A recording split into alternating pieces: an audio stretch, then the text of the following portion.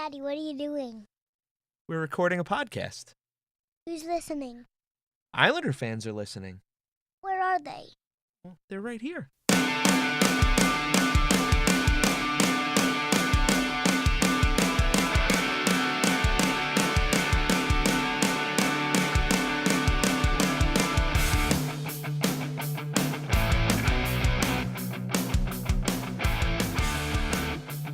Welcome to the Isles Faithful Podcast with your host, Michael Sherline.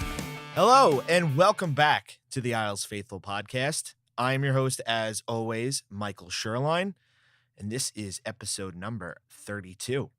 Today is Sunday, April 14th, 2019, and this is the playoff edition. As you can tell by my raspy voice, I'm sure the rest of you who attended games 1 and 2 at Nassau Coliseum, the raucous Nassau Coliseum, sound pretty much the same way as me. I got my little sidekick right here, Sophia, my daughter, who you always hear in the intro. She's over here watching her iPad, so if you hear some noise from time to time, that's just her. Soph, why don't you say hi? Say hi. Hi. She's ready to go for some playoff hockey. She got to experience her first game at Nassau Coliseum against Buffalo a couple of weeks back. She had a great time. I don't know if some of you saw the pictures I posted on Twitter or everything, but she loved it. She had been to the Coliseum with us the last week of the season, so she got to see it close out, although she was only 1 at the time, so she doesn't remember. But what about these New York Islanders? Unbelievable. 2-0 lead. Really bringing it to Pittsburgh. The fact that they shut Crosby and Malkin down. Crosby only has 3 shots, I believe. Malkin looked really frustrated the other day. Love it. Love the intensity. There's nothing in the world like playoff hockey. There really isn't. So you have guys now stepping up. We saw Eberle really bringing it to the last week of the season, bringing it into the playoffs. He's got 2 goals and 2 assists. He leads all Islanders in points. Josh Bailey, 2 goals, looks amazing. Then you have Matt Barzal, a relative unknown here for the playoffs. He's really bringing it. That line of Eberle, Barzal, and Lee just is fantastic. Brock Nelson really getting it done. I know there's a lot of you out there who are nervous about that and the season that he's been having, but it looks like it's just continuing into the offseason. Listen to me. It's continuing into the playoffs, and I'm really liking everything that I'm seeing from pretty much everybody on the team. But unbelievable storylines here with Robin Lehner and everything that he dealt with in the offseason and the support that he's been given by the team and fans. To hear the chance for him, amazing. I just love it. He needs to be signed. I know, again, some of you out there may disagree, but he's proved at this point that he deserves a contract, especially here on the island. I want to see him stick around. What else do we have? We've got so many things to talk about. A little bit of rough play at the end of game 2 on Friday night. I'm sure that's going to continue tonight, this afternoon here at noon in Pittsburgh. Just got to continue to stifle play. You got to just continue to do all the things that you're doing. Barry Trotz has said really great things. He's got them executing the game plan down to a T, pretty much just perfection. You had all these people wanting Pittsburgh or having Pittsburgh coming in and steamrolling the Islanders, and to go into Pittsburgh with a 2-0 lead in the series is just so key. And, you have to expect Pittsburgh to bring it a little harder this afternoon in their home rink. So you just stay out of the box. If you do take penalties, you keep doing those defensive things that they've been doing, and good things will happen. What else do we have to talk about? Just the Josh Bailey chant, Section 329, just really brought it. Everybody chimed in. The whole entire arena was saying it on Wednesday night and again on Friday. Was the coolest playoff experience for me, I think, in my entire life. I've never experienced 14,000 people chanting in unison for one player. It was fantastic. I mean, I'm sure the Sean Bates penalty shot, everybody was chanting then too. Sean Bates, who Friday was in attendance, and there was a really cool moment the crowd had given him, and he seemed to really enjoy that as well. I love it. I love everything about the playoffs. I love everything. I can't say it enough. I've had this smile on my face for the last 2 days or 3 days, really. Unbelievable. We have to talk about just the play of the fourth line too. And I'm sure that they're going to start this afternoon. I haven't seen anything yet out of Barry.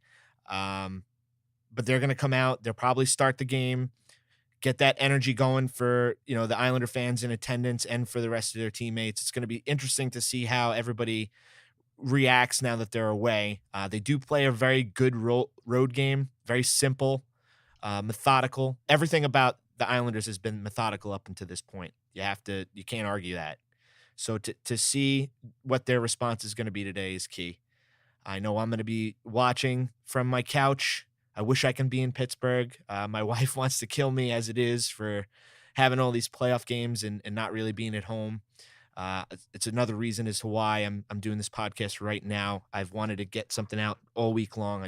I haven't been home. I haven't had the time, and I apologize. It's very important that I get stuff out because I don't want things to get stale, and the energy that I was experiencing and you guys were experiencing, it needed to be captured, and that's why I'm doing it right now. We also have to talk about the power play too. We've got 2 power play goals here. I wish they could click at a higher rate, but as you've seen the whole season, they've really struggled there. I'm not saying that they're completely struggling because at times, when they've had multiple chances here and they had a 5-on-3 on Friday as well, but they have scored a power play goal in each game. Great to see. They have been moving the puck a little faster with a little more intensity, not looking for the perfect play, just getting it a little quicker. I mean, it is the postseason, so you do not have the amount of time that you have during the regular season, and I think they're kind of figuring that out. But from the get-go, you have to understand and accept that moving into the playoffs before game 1, every team started at an even level. Everybody had 0 points. Everybody's power play and penalty kill was 0 for 0, and that's an important thing. You're starting new. That's why they call it the second season, after all. So the Islanders now, I don't know exactly what the rate of success is. It's got to be in the 30% range or 40% range based on the amount of power plays there. I think they had maybe 8 or 9 opportunities, so a little less than that. But I like what I'm seeing. Power play, penalty kill, special teams look good. That overtime the other night as well. Josh Bailey starts and finishes. Where did this come from? Fantastic feed to Barzal, who comes in, displays amazing hands, and boom, hits the post. Bailey's there to pot the rebound, and the rest is history. They took a 1-0 lead. That game, though, how loud was the Coliseum? Love it. My ears were ringing Thursday morning at work. My ears were ringing yesterday morning on my way to Blue Point Brewery's Cask Fest, which I had a great time.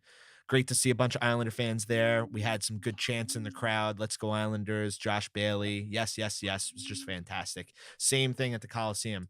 I cannot say enough the job that Devin from Yes Men Outfitters has done with the tailgates. I had a lot of fun there on Wednesday and Friday. I met a bunch of you guys from Twitter and some listeners for the show. Got to hang out with Mike Carver for the first time in a long time, both days.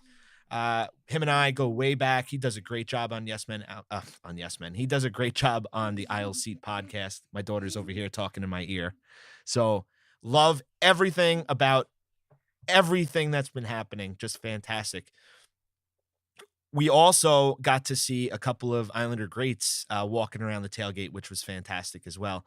I posted a picture that I had taken with Billy Smith. He spilled my beer on me. I told him it was okay because I was in his crease. He was out there enjoying himself. We saw Clark Gillies as well, took a picture with him. That was pretty much the rest of the people I saw walking around, aside from the news crews doing interviews and recording some B-roll, the fans outside. It was a great scene. It was a lot of fun. If there's a game 5, I'm sure it's going to be exactly the same way. A little windy though. Temperature has been great. It is April. It is hockey. It is playoff hockey. And the show at the Coliseum, outside and inside, is something that cannot be beaten at any other venue. Brooklyn is going to be fun. It was fun in 2016. It was loud. It was not nearly as loud as the Coliseum has been. I'll tell you that much. So a lot to really look forward to here, a lot to watch for this afternoon. It's going to be interesting, like I keep saying, to see what the response is. But if the Islanders manage to get a win, even if they split the next 2 games here in Pittsburgh, I think they're going to have a real good stranglehold on Pittsburgh moving forward. And as NHL Network and NHL Now and the analysts have been saying, only one time has a team come back from, being down 2-0, and that was Barry Trotz's Washington Capitals last year against Columbus, which also Columbus has a 2-0 lead on the Tampa Bay Lightning. Who would have known? I said to a couple of you guys in the parking lot after the game and yesterday at the beer event, to have this opportunity here in the East for the big boys to go down. Tampa could be, I'm not saying that they're going to be eliminated, but the potential for them to not be in the picture if Columbus manages to kind of continue their play against them. Toronto, I was hoping that they were really going to put a stranglehold on Boston, but as you saw last night, that kind of is going in a different direction with the dirty play of Kadri and potentially being suspended. And then you have Kucherov for Tampa being suspended for a game as well. So that's really going to hurt them in the long run. You take the leading scorer in the whole entire league out of the picture. That's going to be a tough one for them to swallow. So the tides of the playoffs here really start to go in one way or another in the first round. And if all these heavy hitters are gone there in the East for, Columbus and for the Islanders to really have a chance to play different teams in the second round, that's just going to be interesting and open things up for teams that you never really expected to move forward. So again, that's something else to watch there. Now, joining me for a little Pittsburgh analysis is one of the guys that I was given a little bit of a hard time to, and some of you guys on Twitter also were given a hard time to, Chase Williams of WPXI in Pittsburgh. Let's get right into that.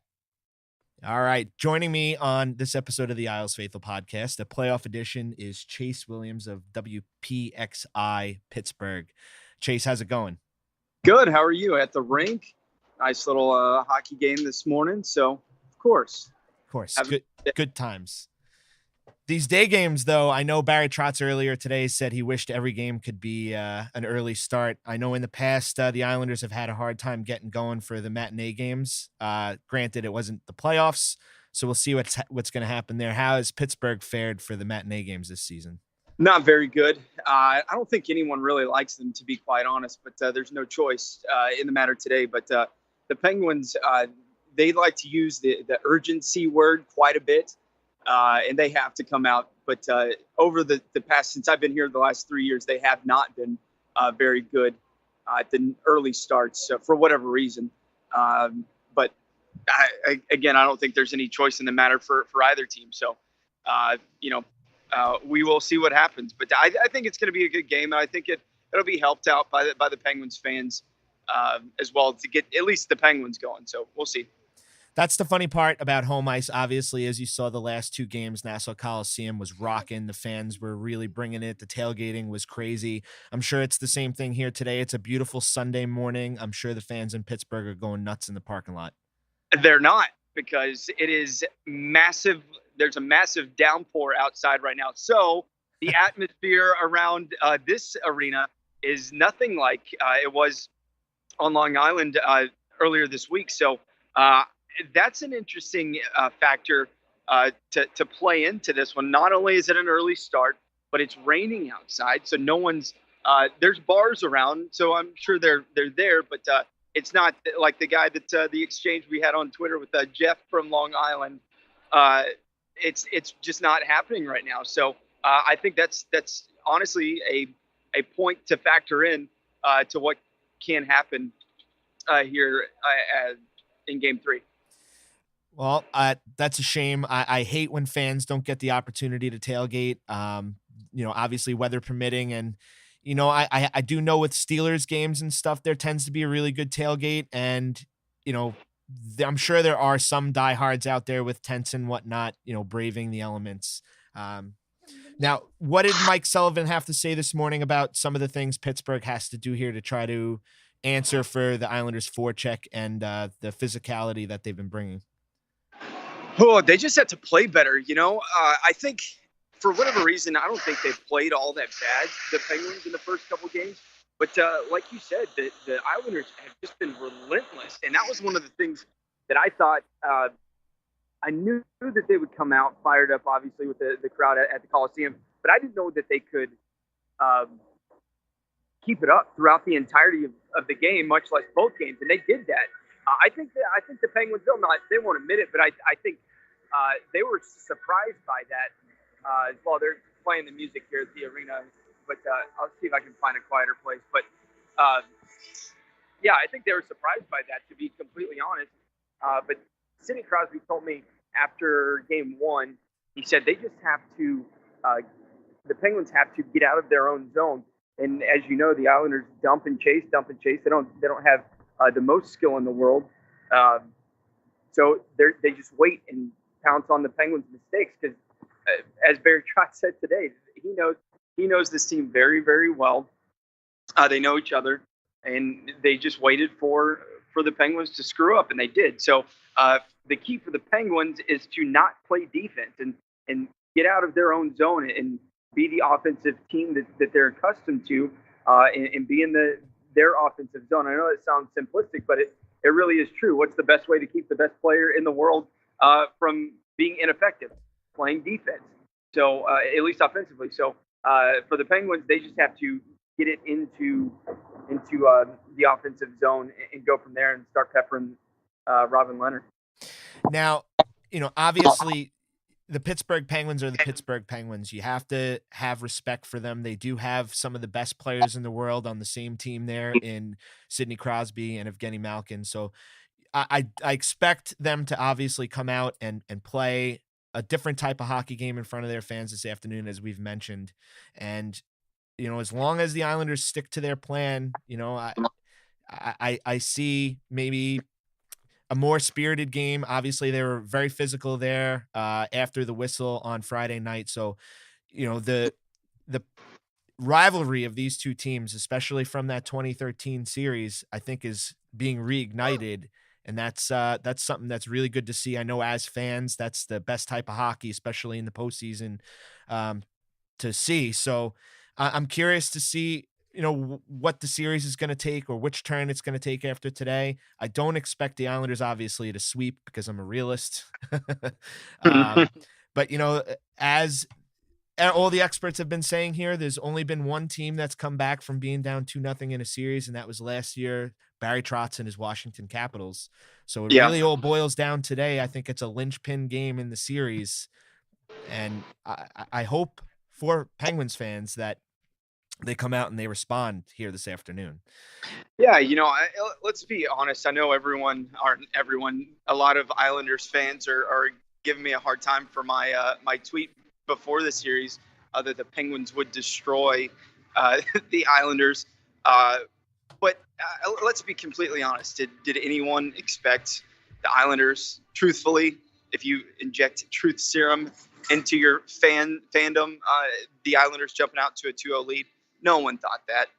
And the Penguins didn't think that was going to happen either, obviously. But this is a really good contrast in styles. And to this point, but hey, what's up? Good. To this point, Barry Trotz says his team has executed their theme to perfection, their style to perfection to this point. So again, can the Penguins, can they get out of their own zone? The breakouts are huge for their success. And Mike Sullivan, there will be line changes today coming into game number 3. Very interesting. A lot of us in the media don't understand his fascination with Dominic Simone, but he's going to be up on the right wing with Sidney Crosby and Jake Gensel. I don't understand that one, but whatever. We'll see how it plays out. But this thing will come down to is if the Penguins, this again sounds simplistic, but if the Penguins don't shoot themselves in the foot and make stupid decisions like Chris Letang did in game 1, trying to take on 3 defensemen and with a line change happening behind him, and Matt Murray has to stand on his head. He has to be solid, which I think Matt Murray has through 2 games in this series.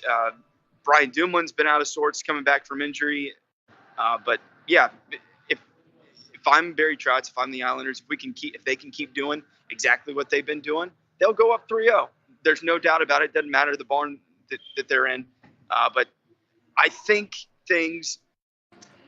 trying to look at it non-biased, I think things will change today. I think the Penguins do win this one today and start to make this a series. Now, what about Jack Johnson? Is he going to draw in today? I know he had a rough first game back on Friday, took a bunch of penalties. I know fans weren't really happy with his shot on Pelech, and I think it could have maybe used at least a double minor because he did hit him up high. Although that is playoff hockey. You don't necessarily have to love the hits, especially if you watched the Toronto game last night. That Kadri hit was just ridiculous, and it needs no part of this game whatsoever. So, that's another question. I think. Again, Mike Sullivan has no issue with sitting guys, scratching guys, and making changes. So that's one that I'm going to be looking for during our pregame show is who's going to be in. Is it Johnson or is it going to be Mata back in that second pairing? But outside of, again, Johnson's only been here one season, but that I tend to believe that he said it was an accident because he hasn't made that type of cheap hit throughout the season. So does that mean that wasn't cheap? I don't know, but there hasn't been a track record, at least I'll say that this season covering him. But yeah, I think that'll be an interesting one. Is Sullivan happy with his play? Is he going to be back in there? And Mike Sullivan said he liked the physicality that Jack brings to that blue line in that second pairing with Justin Schultz. So I don't know. There's a ton of answers that I don't have right now. No one has right now. That's why we'll wait and see what happens with the pregame and the line rushes and all that stuff. But I don't know. I think that's just part of the chess match of a playoff series. So it'll be interesting to see how it plays out. All right, real quick to close us out here, give us a couple of keys to the game for both the Islanders and Pittsburgh. Sidney Crosby, Jake Gensel, and whoever is on that right wing with them, they have to produce.